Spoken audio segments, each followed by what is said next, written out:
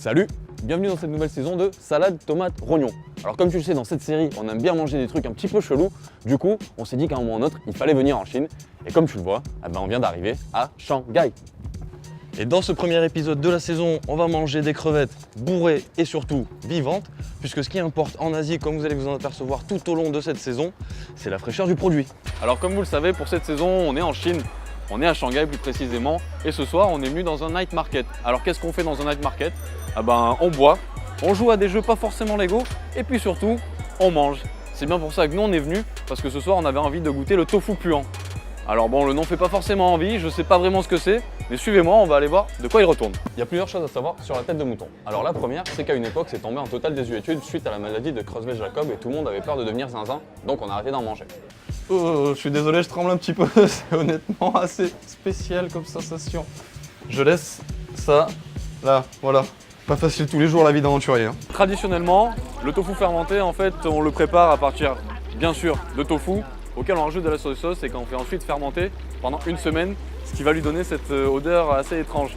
Alors aujourd'hui, avec la société qui va de plus en plus vite, les gens n'ont plus forcément le temps de prendre cette période de une semaine pour faire fermenter leur tofu, donc ils l'achètent directement en petites barquettes comme ça.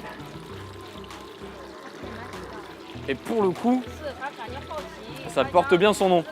On est sur une préparation relativement simple, puisqu'on prend une tête de mouton intégrale, on ajoute un peu de sel, un peu de cumin, et ensuite on vient la passer à travers une broche qu'on va ensuite placer dans une rôtissoire, comme vous avez pu le voir, à l'extérieur. Un petit bout de cervelle, tiens, regarde ça. Si c'est pas beau, du travail d'artiste. Vous cherchez pas des employés pour la boucherie? Ça c'est quoi, c'est du cumin? Ouais. Bon bah voilà, hein, j'ai déjà trouvé je crois ma reconversion les gars. Et puisqu'il faut pas gâcher, puisque tout est bon dans le serpent, ce qu'on a fait c'est qu'on a pris un petit peu de vin chinois et on a mélangé ça avec le foie du serpent. Et en fait, apparemment, c'est bon pour les yeux. J'ai pas forcément de gros problèmes oculaires, mais bon, on est là, on va tester. Et d'abord, je commence à avoir un petit peu chaud.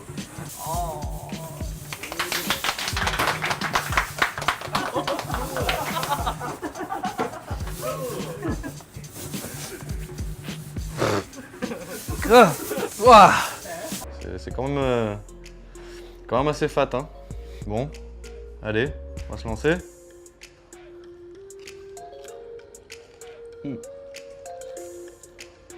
Alors au niveau de la saveur, ça correspond un peu à ce à quoi je m'attendais. C'est-à-dire que bon, il y a du saké, il y a de la soy sauce, donc on a un aspect quand même un petit peu alcooleux. Le gingembre qui apporte une petite touche de fraîcheur. Par contre, voilà, effectivement, la texture c'est extrêmement croquant. Je vous avouerai que pas facile à avaler. C'est peut-être un simple bocage mental, mais il est bien présent. Ah, tiens, une petite moustache de crevette. Retrouvez-moi dans le prochain épisode de Salade Tomate Rognon.